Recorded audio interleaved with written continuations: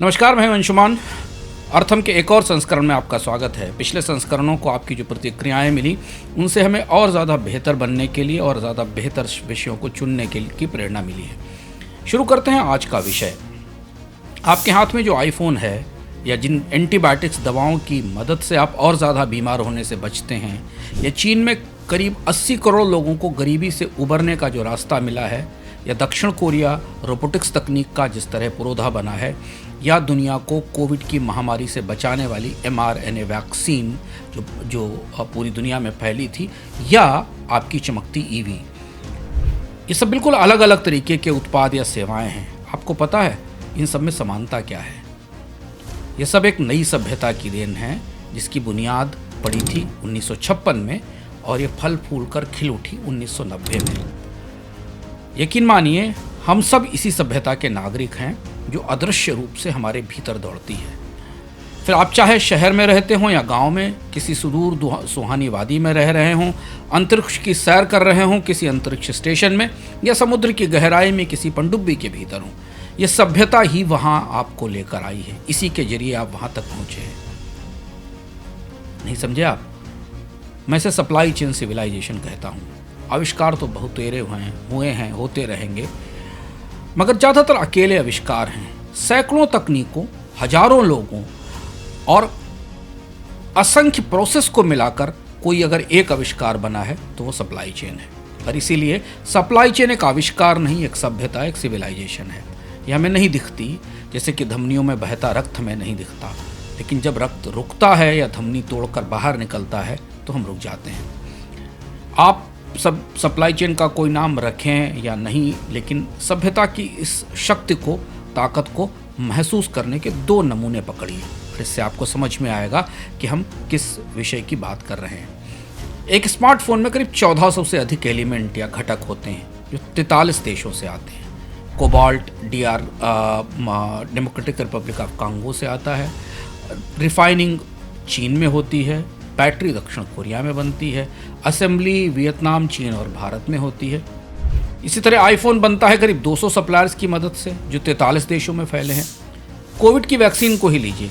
Covid की vaccine का lipid America से आया था, एंजाइम जर्मनी से आता है, ग्लास वायल भारत से बनते हैं, और कोल्ड चेन जो पूरी दुनिया में फैले लॉजिस्टिक्स नेटवर्क हैं उनकी है, और दुनिया के 20 से ज़्यादा देशों में इसका उत्पादन होता है। आप यकीन मानिए, दुनिया की कोई भी ताकत कितनी भी बड़ी क्यों ना हो, लेकिन सप्लाई चेन के बिना वो इस तरीके के उत्पाद नहीं बना सकती। इस सभ्यता के दो अनसुने निर्माताओं के बारे में बताते हुए हम आगे बढ़ते हैं। किससे दिलचस्प हैं, लेकिन वक्त कम है, इसलिए संक्षेप में बताते हैं, क्योंकि हम सप्लाई चेन के एक नए पहलू पर चर्चा करने जा रहे हैं। तो दो जो शख्स जिनका जिक्र हम आज कर रहे हैं, इनमें एक थे नॉर्थ कैरोलिना के ट्रक ड्राइवर मैल्कम मैक्लियोन। मैक्लियोन शहर और बंदरगाह के बीच सामान ढोते उतारते थे। माल उतारने चढ़ाने में बंदरगाहों पर दिक्कत से इतने अधिक आजिज थे कि पहले तो उन्होंने अपनी कंपनी के ट्रक ही सीधे जहाज़ पर चढ़ाकर भेजने शुरू कर दिए। लेकिन ये महंगा सौदा था, क्योंकि जहाज़ को ट्रक तक ले जाना और उसके बाद फिर उसे खाली खड़ा रखना और वापस लाना। तो उन्होंने क्या किया कि 1956 में उन्होंने $42 मिलियन का एक कर्ज लिया और एक ऑयल कंटेनर खरीदा और इसे काट पीट कर एक शिपिंग कंटेनर में बदल दिया। यकीन मानिए, ये सप्लाई चेन सभ्यता का पहला पहिया था। मैक्लियोन के डब्बे यानी ये कंटेनर सीधे जहाज में लादे जाने लगे, और उसके बाद कुछ ही सालों के भीतर पूरी दुनिया में कार्गो की लागत करीब 90% घट गई। शिपिंग के टाइम में 84% की कमी हुई। 21वीं सदी की शुरुआत, जब 21वीं सदी का पहला सूरज निकल रहा था, तो दुनिया का 90% कार्गो मैक्लियोन के इन्हीं कंटेनर से, ये जो ऑयल कंटेनर को मिलाकर काटकर बने थे, इन्हीं आविष्कारों के जरिए पहुंचाया जा रहा था। ये था सभ्यता का एक पहिया। सभ्यता का दूसरा पहिया बनाया फिलाडेल्फिया यूनिवर्सिटी के दो ग्रेजुएट्स ने। एक का नाम था नॉर्मन वुडलैंड और दूसरे का बर्नार्ड सिल्वर। दोनों के सामने समस्या ये थी कि ग्रॉसरी स्टोर्स में इतना सामान आता था कि उनका हिसाब और इन्वेंट्री बनाए रखना असंभव होता था। मोर्स कोड की रेखाएं दोनों ने देखी और उन्होंने बारकोड बना दिया। 1950 के दशक में बारकोड पेटेंट हुआ, लेकिन स्कैनर नहीं थे। स्कैनर आने में वक्त लगा, इसलिए इसका इस्तेमाल शुरू हुआ 1960 के बाद। 1990 के दशक में SAP के, ओरेकल के ERP सिस्टम्स आ गए। टोयोटा ने जस्ट इन टाइम मैन्युफैक्चरिंग, जिसको जिट कहा जाता है, वो शुरू की। और इसके बाद अगले दशक में सप्लाई चेन सिविलाइजेशन इतनी तेज़ी से फैली, शायद इतनी तेज़ी से इंटरनेट भी नहीं फैला था। जरा ये दो नक्शे देखिए जो आपकी स्क्रीन पर हैं। इस सभ्यता के तार और सड़कें इतने जटिल हैं कि एक मैप में पूरी सभ्यता दिख नहीं सकती। दूसरे नक्शे में आप इसकी रोशनी देख सकते हैं पर फिर भी इसे समझ नहीं सकते। तो हम तीसरी टेबल की तरफ चलते हैं। यहाँ आपको थोड़ा सा इस ग्राफ में कुछ तस्वीर, कुछ उत्पाद या सेवाएं उभरती दिखाई देंगी। मैप्स तो जटिल हैं, नक्शे जटिल हैं, तो नक्शे से नहीं इस टेबल से समझिए, तो शायद आप हमें और करीब से समझ में आएगा कि हमारी ज़िंदगी कैसे इस सप्लाई चेन का हिस्सा है, इस सभ्यता का हिस्सा है। कोई नहीं कह सकता कि इस टेबल में मौजूद एक भी सामान का उसने इस्तेमाल नहीं किया है। दरअसल अर्थम को आप जिस डिवाइस पर देख रहे हैं, सप्लाई चेन का वो सबसे नायाब उत्पाद है। इस टेबल में कई और उत्पाद भी हैं।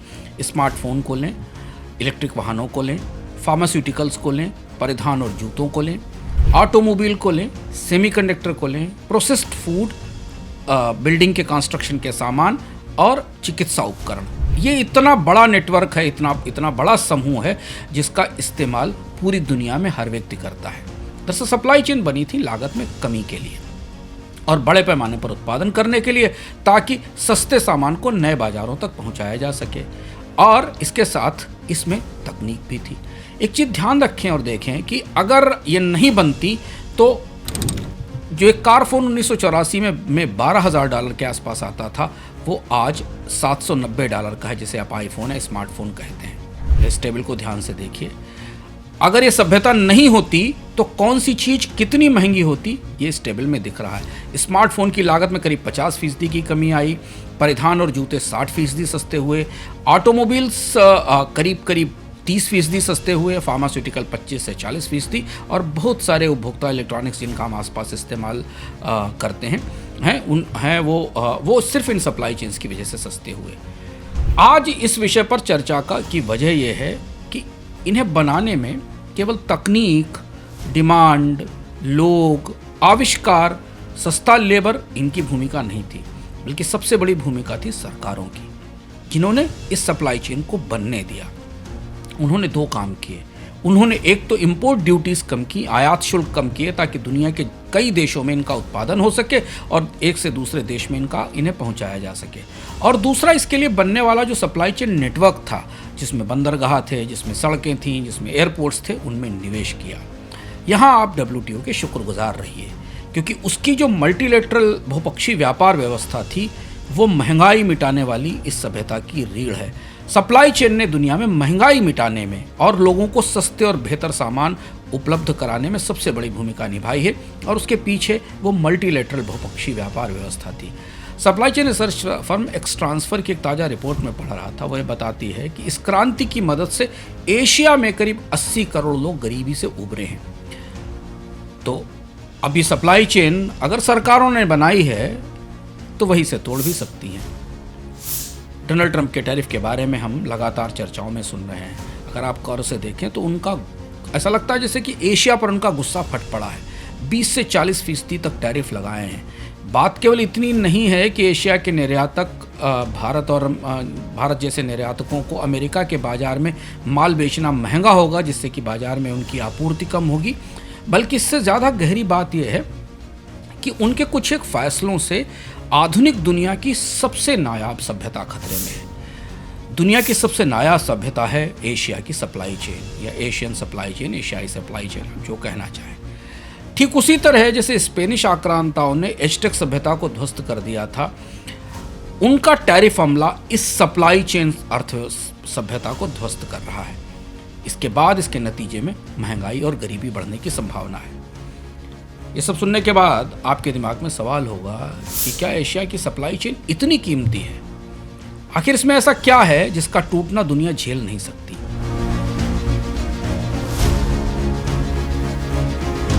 आपने शिशिर ऋतु में आने वाले पक्षी देखे होंगे आकाश में, जिनको कि जो फ्लाइंग गीज होती हैं या जो सारस उड़ते हुए आते हैं। आपने उन्हें कभी गौर से देखा हो तो वे तीर के फॉर्मेशन में उड़ते हुए जाते हैं। आप कल्पना कीजिए कि इन पक्षियों ने अपने कान में सोनी का वॉकमैन लगा रखा है और वे आनंद से नील गगन में अपने गंतव्य की ओर उड़ रहे हैं। सोनी के वॉकमैन का जिक्र मैंने इसलिए किया क्योंकि सोनी का वॉकमैन एप्पल पॉड का पूर्वज था। यह एप्पल पॉड से पहले का उत्पाद था, जो ग्लोबल सप्लाई चेन से निकला हुआ पहला प्रोडक्ट था। डिज़ाइन बना जापान में, तब कैसेट आते थे। कैसेट के मैग्नेटिक टेप और कैसेट में लगने वाले मोटर ताइवान और साउथ कोरिया में बनाए गए। प्लास्टिक की केसिंग बनाई गई मलेशिया और हांगकांग में। असेंबलिंग हुई सिंगापुर में और सिंगापुर के बंदरगाहों से इसका निर्यात हुआ। इस वॉकमैन की सफलता के बाद फिर क्या हुआ? एशिया के देशों ने आपस में हाथ मिलाया और सप्लाई चेन बनाकर यूरोप व अमेरिका को आधुनिक और सस्ते सामानों से पाट दिया। ट्रंप इसी पर गुस्सा है। इसलिए पहले जापान और चीन की तकनीकी क्रांति ने एशिया में सस्ते श्रम और उत्पादन की नींव बना दी थी। WTO ने पश्चिमी देशों के बजाय एशिया के देशों की ज़्यादा मदद की। WTO की मदद से आयात शुल्क कम हुए, पश्चिम के बाजार खुले और एशिया की जो क्षेत्रीय विशेषज्ञताएं, दक्षताएं थी, जापान की कुछ तकनीक, कोरिया की कोई तकनीक, चीन की कोई तकनीक, मलेशिया और थाईलैंड की कोई तकनीक, ये आपस में जुड़ने लगी और इनके जुड़ने के बाद एक सप्लाई चेन तैयार हो गई। जैसे उदाहरण के लिए मैं बताऊं आपको, वियतनाम और बांग्लादेश के सस्ते उत्पादन ने, ताइवान में दक्षिण कोरिया के हाईटेक पार्ट्स ने और सिंगापुर और हांगकांग के शिपिंग नेटवर्क ने मिलाकर एशिया की सप्लाई चेन को संपूर्ण कर दिया। जैसे कि स्मार्टफोन का डिज़ाइन चीन में बनता है, इसके चिप्स ताइवान में बनते हैं, असेंबली वियतनाम में और कुछ असेंबली भारत में होती है और पैकेजिंग भारत में होती है। और इस पूरी व्यवस्था की वजह से लागत में कमी होती है, जिससे कंपनियां 40% खर्च बचाती हैं और पूरी दुनिया में $700 $600 के आसपास में आपको मॉडर्न और अच्छा आईफोन मिल जाता है।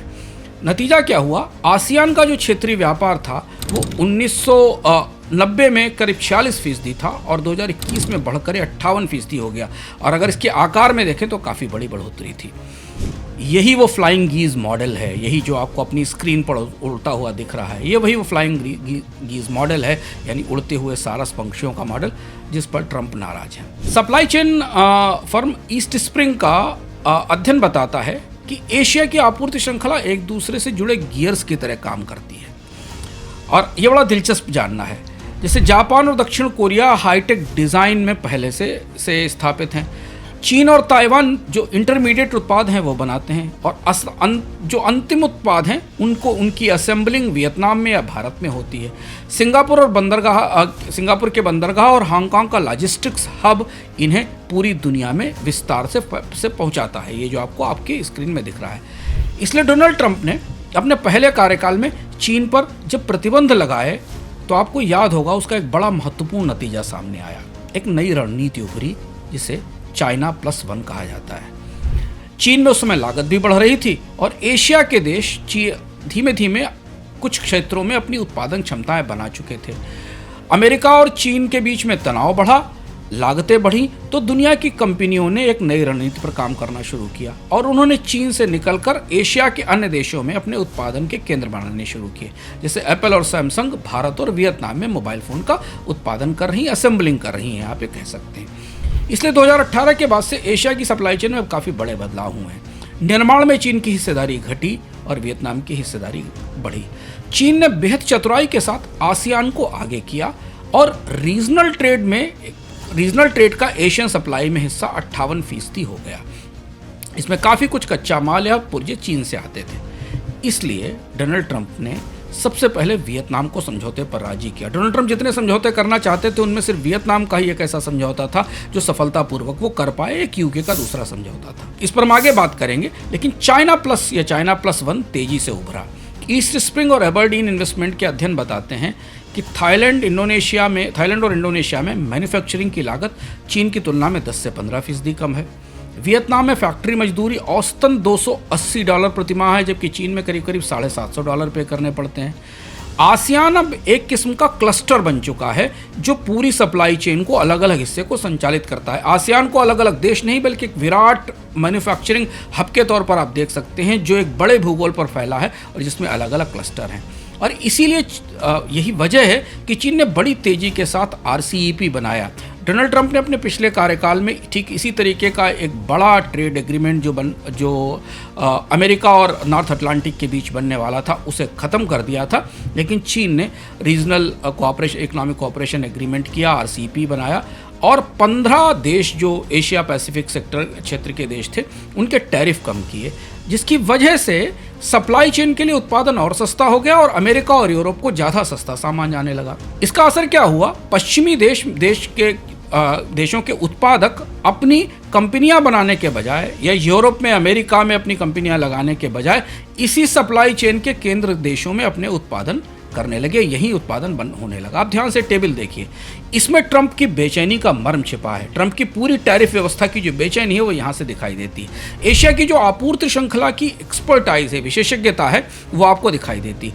वियतनाम इलेक्ट्रॉनिक्स और टेक्सटाइल का हब है। पूरी दुनिया की कंपनियां, पश्चिम की कंपनियां भी वहाँ आकर उत्पादन कर रही हैं। अमेरिका को सालाना 17% की एनुअल एक्सपोर्ट ग्रोथ है।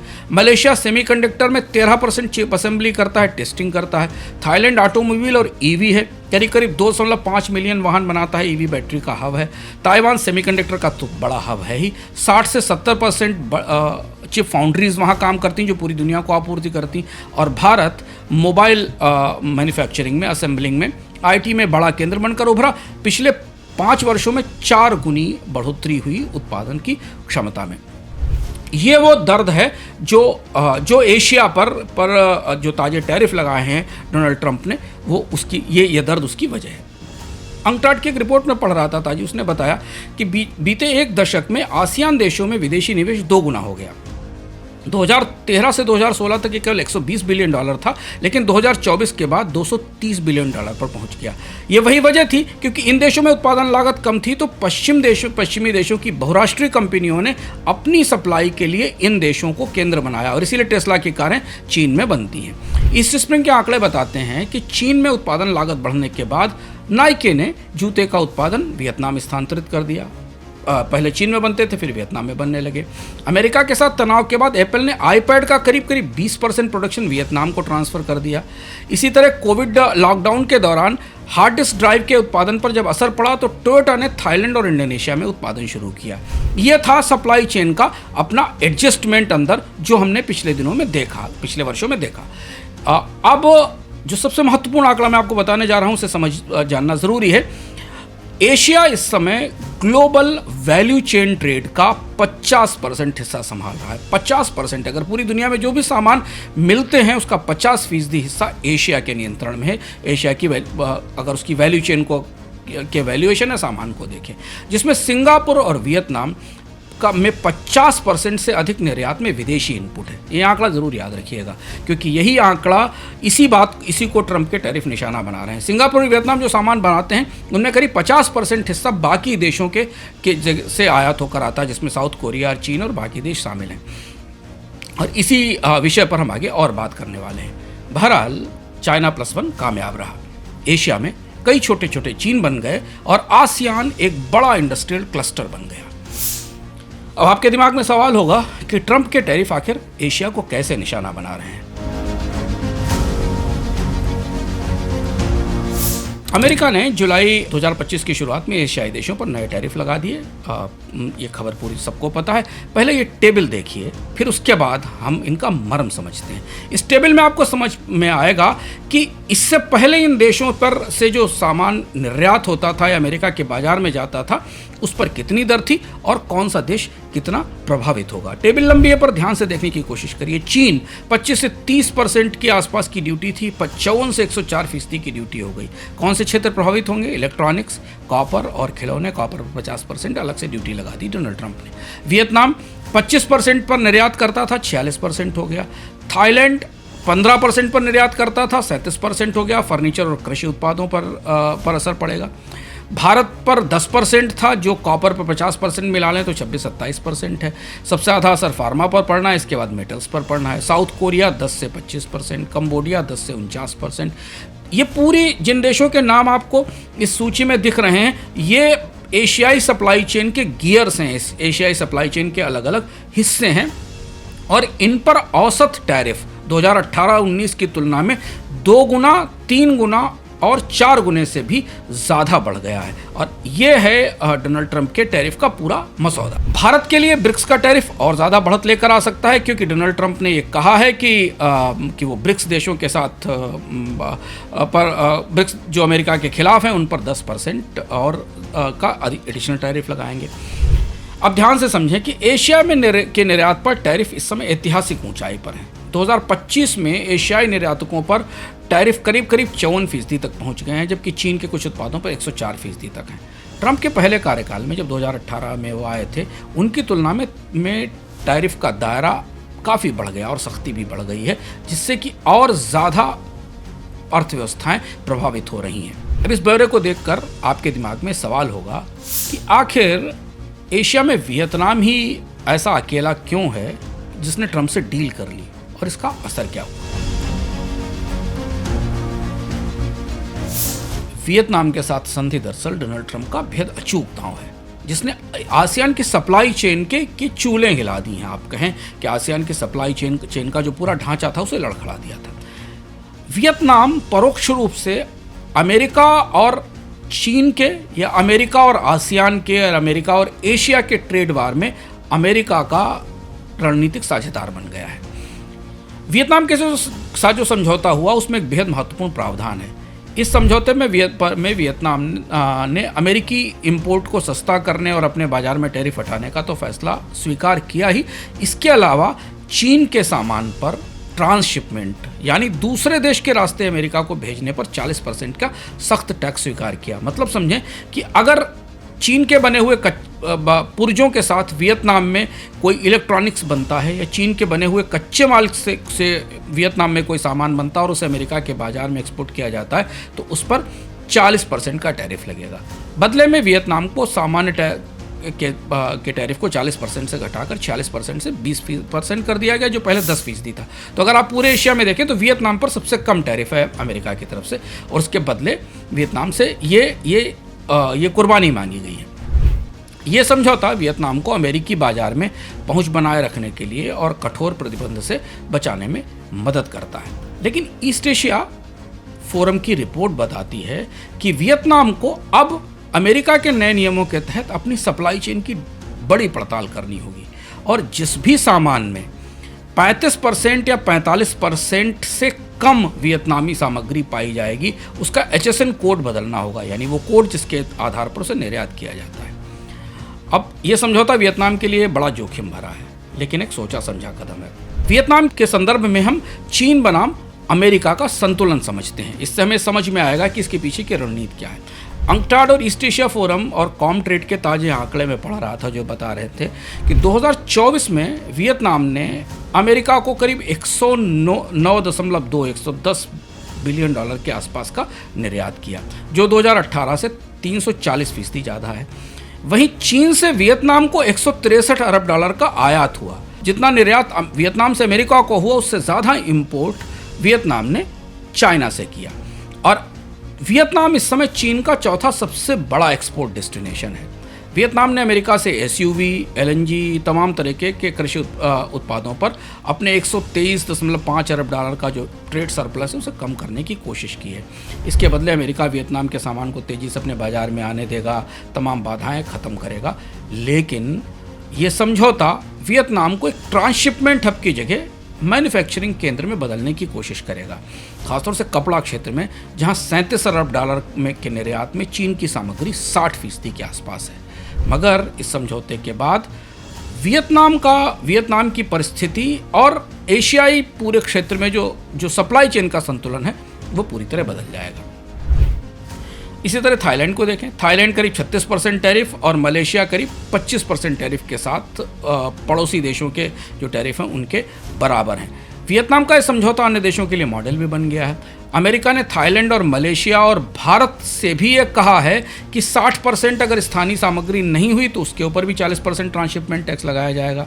तो वियतनाम अब अमेरिका और का दक्षिण पूर्व एशिया में सबसे प्रमुख साझेदार है, जो यहाँ से कार्गो के बारे में, फैक्ट्री के बारे में, सेल्स के बारे में और दुनिया भर में भेजे जाने वाले सामान के बारे में अमेरिका से जानकारियाँ साझा करेगा। कूटनीतिक तौर पर अगर देखें तो चीन के साथ वियतनाम का तनाव आने वाले समय बढ़ेगा, क्योंकि बीजिंग ने इन सौदों पर जवाबी कार्रवाई की चेतावनी दी है।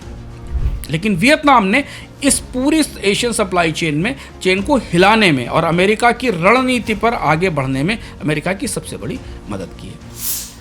आपके दिमाग में सवाल होगा कि मुक्त कारोबार की दुनिया में ट्रांसशिपमेंट टैक्स क्या बला है, ये कहाँ से आ गया, क्या चाहते हैं ट्रंप इससे? ट्रांसशिपमेंट टैक्स ट्रंप की टैरिफ व्यवस्था में अचानक आया। इससे पहले इसकी चर्चा नहीं थी। इससे पहले तक किसी देश से आने वाले सामान, अमेरिका को आने वाले सामान पर टैक्स लगता था। अब उसमें कच्चा माल कहाँ से आ रहा है, भारत का मोबाइल फ़ोन किस पुर्जे से बन रहा, कहाँ से आ रहा है, इसका कोई मतलब नहीं होता था। जिस देश के अंदर जो इम्पोर्ट ड्यूटी होती थी, उस इम्पोर्ट ड्यूटी पर वो सामान बेचा जाता था और उसे उस पर टैक्स दिया जाता था।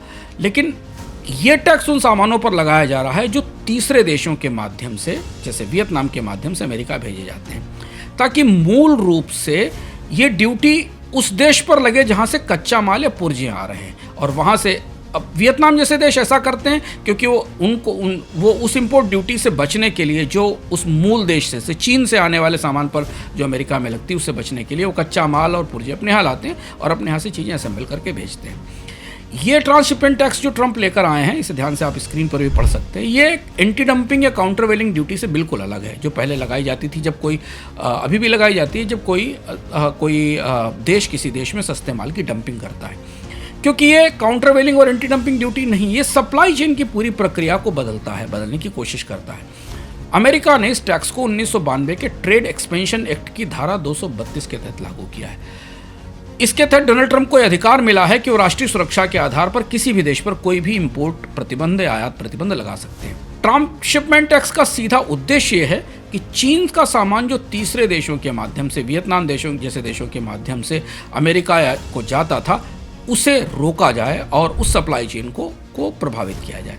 कुछ खास आंकड़े समझते हैं इस ट्रांसशिपमेंट टैक्स के। 40% टैक्स इसमें तब लगेगा जब सामान में 50% से ज़्यादा चीनी सामग्री हो या तीसरे देश में कोई मामूली बदलाव हुआ हो। इसके लिए एक सख्त जांच प्रक्रिया तय की गई है। आपूर्ति श्रृंखला के रिकॉर्ड, मूल देश से आने वाला सामान, इसका प्रमाण पत्र, GPS ट्रैकिंग, सब कुछ होगी। अब आप पूछेंगे कि WTO क्या करेगा। WTO दरअसल ये टैक्स वैसे तो WTO के जो बराबरी के सिद्धांत हैं उनका उल्लंघन करता हुआ दिखता है, लेकिन अमेरिका ने राष्ट्रीय सुरक्षा का हवाला देकर इसे लागू किया है। और इस टैक्स का उदाहरण आप कुछ इस तरह से समझ सकते हैं कि अगर किसी उत्पाद पर 55% शुल्क है और उसे वियतनाम के रास्ते भेजने पर 40% ट्रांसशिपमेंट टैक्स लगती है, तो कुल लागत इस उत्पाद की काफ़ी ज़्यादा हो जाती है। तो ऐसी स्थिति में या तो कंपनियों को वियतनाम में पूरी उत्पादन फैक्ट्री लगानी पड़ेगी और सारा उत्पादन शुरू करना पड़ेगा, या उन्हें अमेरिका के बाजार में इस महंगी कीमत पर 50% और 40% यानी 90% ड्यूटी के आसपास सामान बेचना पड़ेगा। और इसलिए वियतनाम के साथ सौदे होने के बाद नाइकी जैसे ब्रांडों ने अपने उत्पादों की कीमत में 8% से 10% तक की बढ़ोतरी की भविष्यवाणी भी कर दी है। अब ये सवाल स्वाभाविक है कि अगर ये टैक्स या डोनाल्ड ट्रंप की पूरी टैक्स व्यवस्था एशिया की सप्लाई चेन को निशाना बना रही है, तो सबसे ज़्यादा असर किस देश पर होगा या कौन से देशों पर होगा?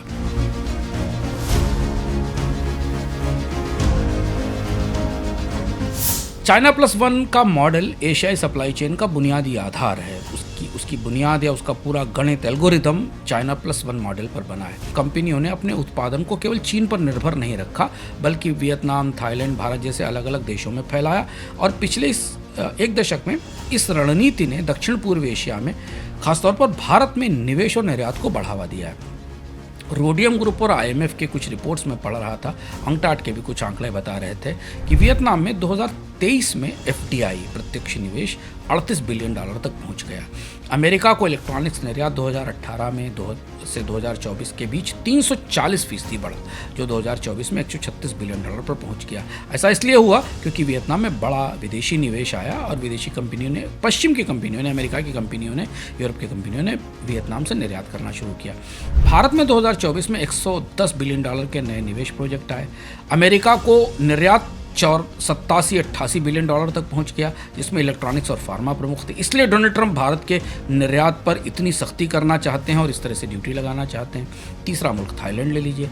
अमेरिका को 2024 में करीब $63 बिलियन का निर्यात किया गया, जिसमें ऑटोमोटिव और इलेक्ट्रॉनिक्स पार्ट शामिल थे। यहाँ ट्रांसशिपमेंट की व्यवस्था वियतनाम की तरह ही लागू होगी, ऐसा ट्रंप का प्रशासन संकेत दे रहा है। वियतनाम को नई व्यवस्था के तहत 2 शर्तों का पालन करना पड़ेगा। टैरिफ कोड में बदलाव करना पड़ेगा, तैयार माल का एक HSN कोड होगा और चीनी सामग्री से अलग होगा, और स्थानीय माल में 35 से 40% की वियतनामी सामग्री की शर्त होगी। ये बात इन देशों पर भी लागू होगी जो देश अभी भविष्य में अमेरिका के साथ अनुबंध करने की तैयारी कर रहे हैं, चाहे वो थाईलैंड हो, मलेशिया हो, इंडोनेशिया हो या भारत हो।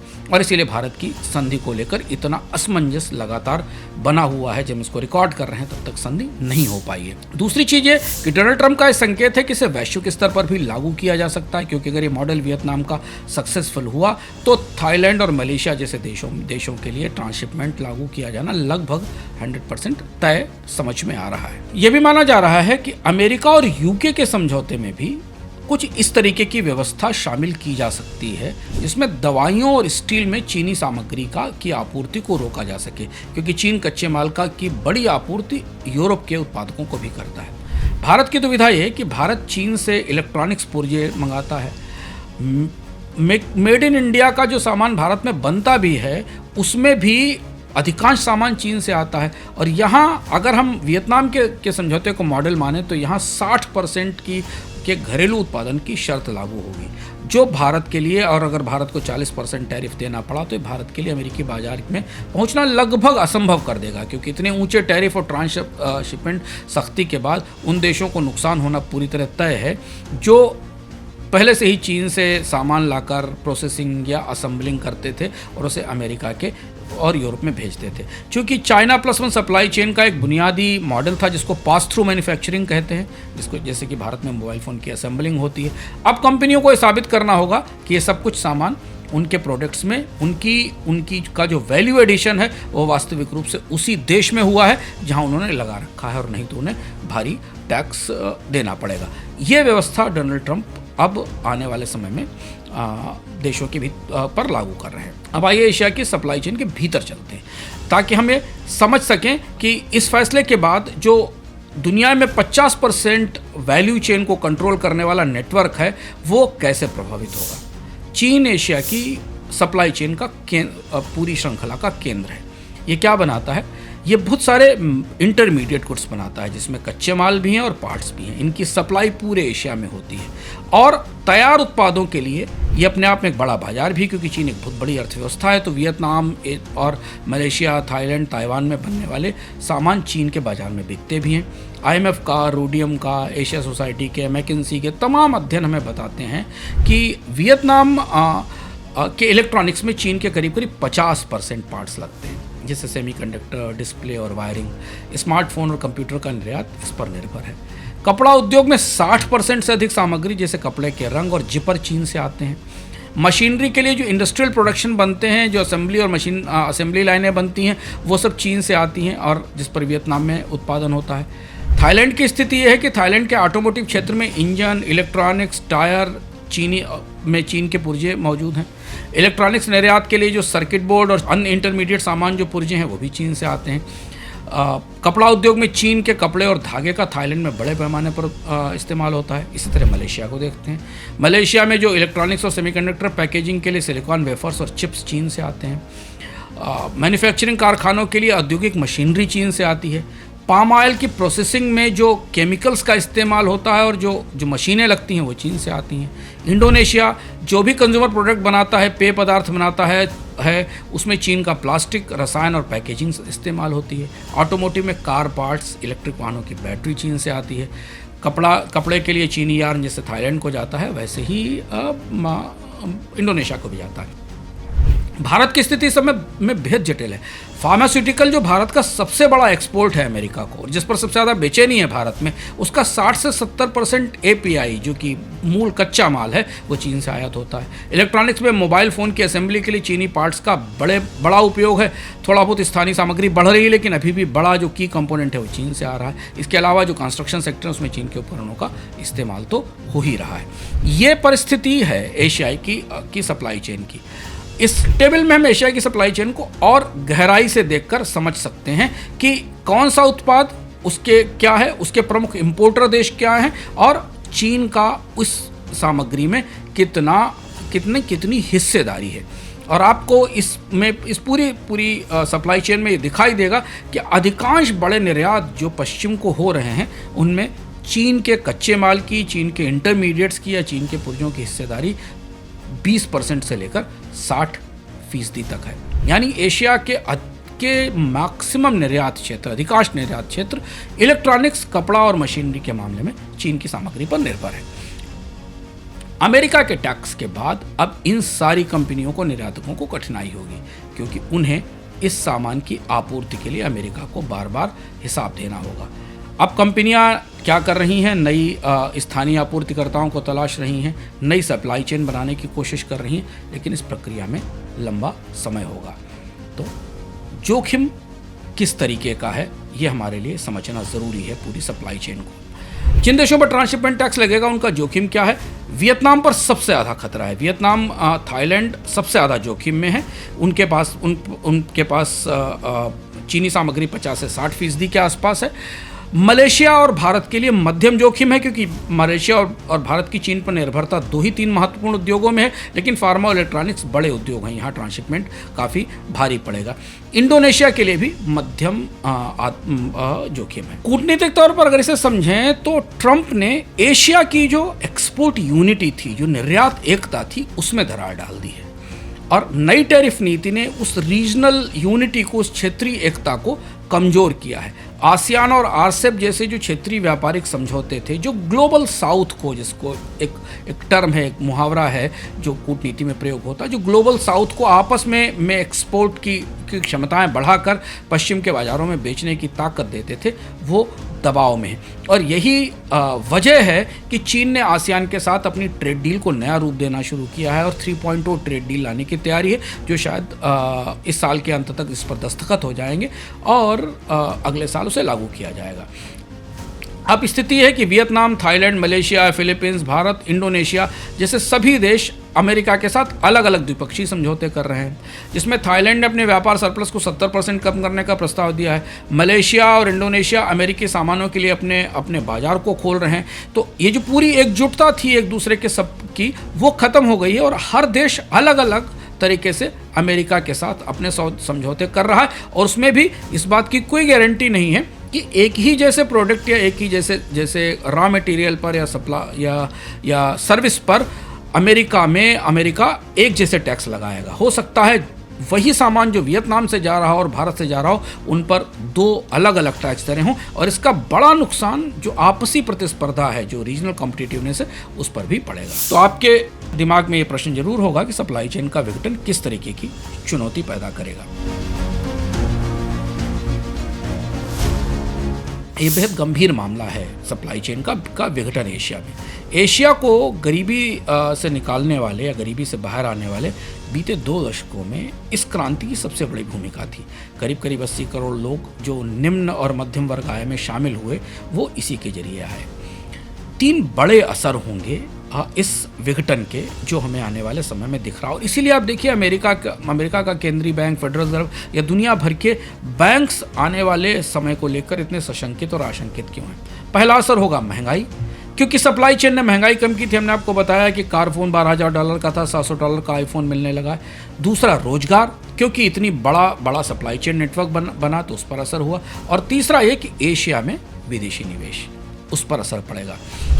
तो अभी हमें मौजूदा परिस्थिति में 3 अलग अलग परिदृश्य बनते दिखते हैं, और इसको प्रोजेक्ट करने के लिए, इसका आकलन करने के लिए हमने इन आंकड़ों का प्रयोग किया है। इसमें हमने आसियान एफडीआई के आंकड़े लिए हैं, महंगाई के हमने UNCTAD वर्ल्ड इन्वेस्टमेंट रिपोर्ट और आसियान इन्वेस्टमेंट रिपोर्ट के आंकड़े लिए हैं। महंगाई का परिदृश्य समझने के लिए IMF और मैकिन्जी के आंकड़े लिए हैं।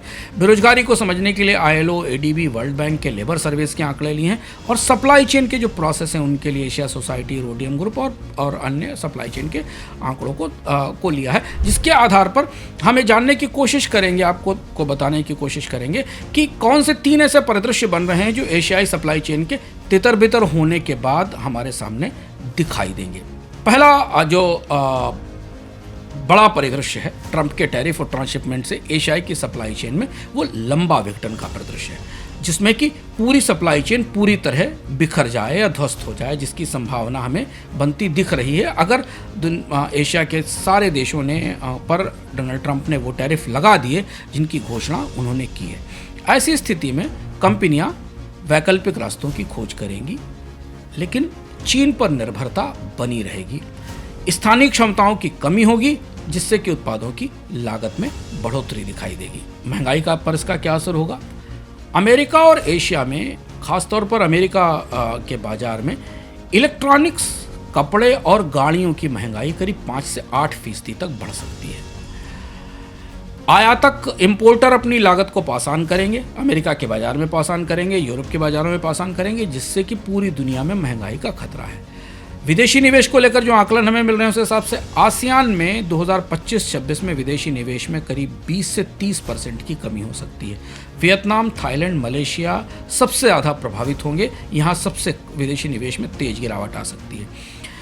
बेरोजगारी के जो आकलन मिल रहे हैं इस नई व्यवस्था से, जो डोनाल्ड ट्रंप टैरिफ लेकर आए हैं, इससे वियतनाम और कंबोडिया में 5 लाख से ज़्यादा नौकरियां टेक्सटाइल और इलेक्ट्रॉनिक्स में इन पर असर पड़ेगा। भारत में छोटे उद्योग और निर्यात आधारित उद्योगों पर बेकारी बढ़ने की संभावना है। दूसरे परिदृश्य की तरफ चलते हैं, जहां थोड़ा आंशिक विविधीकरण है, थोड़ा लचीलापन रहेगा, सप्लाई चेन अपनी ताकत थोड़ा जुटा कर टिकी रह सकती है। ऐसी स्थिति में एशिया की जो सप्लाई चेन है वो प्रोडक्ट्स को डाइवर्सिफाई करेगी, अपनी उत्पादन क्षमताओं में निवेश करेगी, ट्रांसशिपमेंट से टैक्स से बचने के लिए घरेलू उत्पादन में बढ़ोतरी की जाएगी। थोड़ी बहुत अस्थायी परेशानी रहेगी और 2026-27 तक परिस्थिति थोड़ी सुधरती दिखाई देगी। ऐसी स्थिति में हमें जो परिदृश्य बनता दिखाई दे रहा है वो कुछ इस तरीके का है। महंगाई शुरू में करीब 3 से 5% तक बढ़ेगी, लेकिन धीमे धीमे इसमें स्थिरता आना शुरू होगी, ऐसी संभावना है। सरकारें सब्सिडी देंगी, समर्थन के पैकेज देंगी, उद्योगों को सहायता करेंगी, जिससे उनके घाटे बढ़ेंगे और कर्ज बढ़ेगा। 2025 में एशिया में भारत, इंडोनेशिया, फिलीपींस में करीब 10 से 15% के विदेशी निवेश में गिरावट आएगी, लेकिन बाद में रिकवरी हो सकती है। वियतनाम को ऐसे सेक्टरों में निवेश मिलेगा जिन पर चीन में निर्भरता कम है, जैसे कि रिन्यूएबल एनर्जी या लॉजिस्टिक्स। बेरोजगारी 2025-26 में चरम पर होगी, लेकिन नए उत्पादन केंद्र उभरना शुरू करेंगे तो हमें सुधार दिखाई देगा। स्किल ट्रेनिंग और रीस्किलिंग से काम में कुछ वापसी दिखाई देगी। अगर अच्छा रणनीतिक सहयोग और क्षेत्रीय एकीकरण बनता है तो दूसरा परिदृश्य हमें बनता हुआ दिखाई देगा। पहले की तुलना में ये थोड़ा बेहतर है, क्योंकि एशियाई देश नीतिगत सहयोग करेंगे, क्षेत्रीय समझौते और मजबूत करेंगे, सप्लाई चेन की मजबूती में निवेश किया जाएगा, नियर शोरिंग शुरू होगी, एक दूसरे देश से आपूर्ति लेने की बात शुरू होगी, जो कि आसियान और चीन के साथ नई ट्रेड डील में दिखाई देता है, जिसका जिक्र मैंने किया, जिस पर ये दस्तखत होने वाले हैं। अब हम आ गए हैं अर्थम इंडेक्स के तीसरे और अंतिम परिदृश्य पर, जहां रणनीतिक सहयोग होता है, क्षेत्रीय एकीकरण बनता है, एशिया के देश आपस में एक ऐसी व्यवस्था तैयार करते हैं जिससे कि इन टैरिफ्स का सामना किया जा सके। ऐसी स्थिति में महंगाई 2025 में बढ़ेगी। महंगाई में तो बढ़ोतरी होगी ही 3 से 4%, लेकिन सप्लाई चेन को नियंत्रित किया जा सकता है। खासतौर से डिजिटल लॉजिस्टिक्स और स्मार्ट सिस्टम से लागत पर में कमी हो सकती है। विदेशी निवेश स्थिर रहेगा, गिरावट नहीं आएगी। 2027 तक आसियान को 230 से 240 बिलियन डॉलर का सालाना निवेश मिलता रहेगा।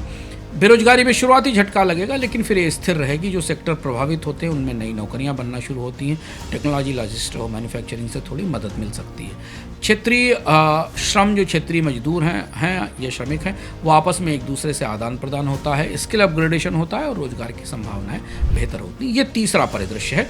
इस परिदृश्य को बनते बनते समय लगेगा, लेकिन फिलहाल तो जो परिस्थिति है हम उसमें विघटन की स्थिति में खड़े हैं। और चूंकि 1 अगस्त की तारीख सर पर है, किसी से समझौता नहीं हुआ है, डोनाल्ड ट्रंप ने चिट्ठियां जारी करके हर देश पर टैरिफ के फरमान लागू कर दिए हैं। ऐसी परिस्थिति में दुनिया के देशों के लिए, एशिया के देशों के लिए बेहद असमंजसपूर्ण स्थिति है, और ये अनिश्चितता महंगाई और बेरोजगारी लेकर आएगी, इसका खतरा है।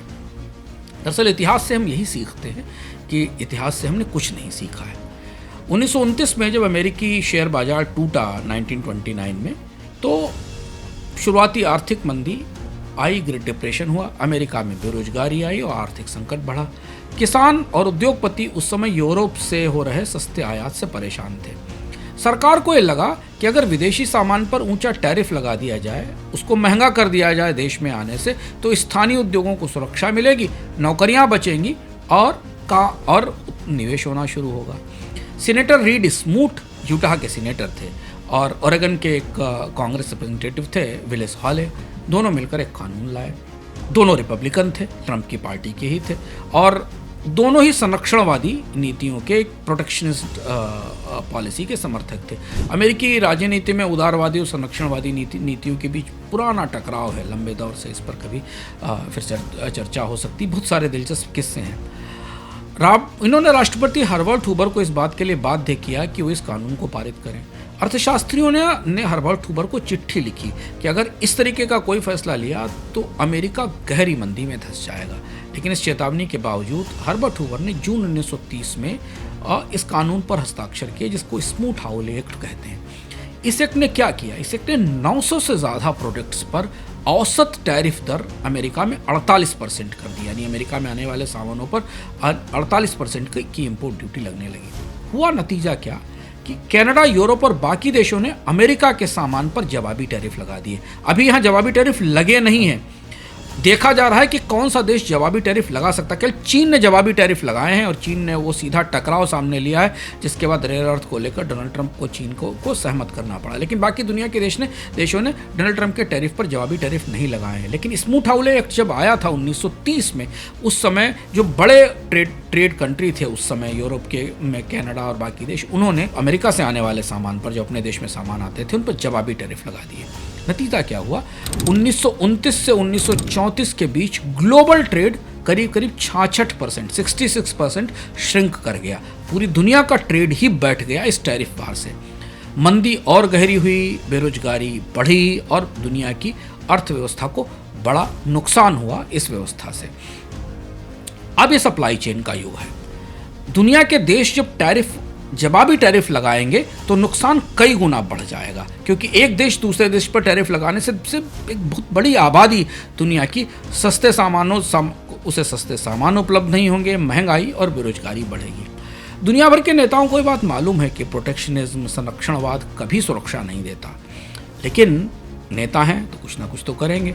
तो निवेशकों को, कारोबारियों को, जो बाजार में निवेश करते हैं, जो रोजगार की तलाश कर रहे हैं, उन्हें एक बात समझनी होगी। हालांकि कहते हुए मुझे हिचक है और ऐसा नहीं होना चाहिए, लेकिन ये वास्तविकता है कि उन्हें वास्तविकता और इस सच से अपनी नज़रें मिलानी पड़ेंगी कि एक स्टेबल, एक क्रेडिबल ग्लोबल ट्रेडिंग सिस्टम का युग अब खत्म हो चुका है और अब जो व्यवस्था आ रही है वो बेहद अनिश्चित है, कम से कम अगले कुछ वर्षों के लिए।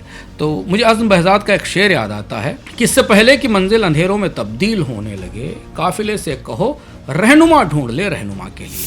अर्थ में आज इतना ही। आपकी प्रतिक्रिया का इंतजार रहेगा। अगले सप्ताह हम फिर आएंगे एक नया विषय लेकर, विस्तार से आपको बताते हुए कि आपके आसपास दुनिया में, अर्थव्यवस्था की दुनिया में क्या बदल रहा है।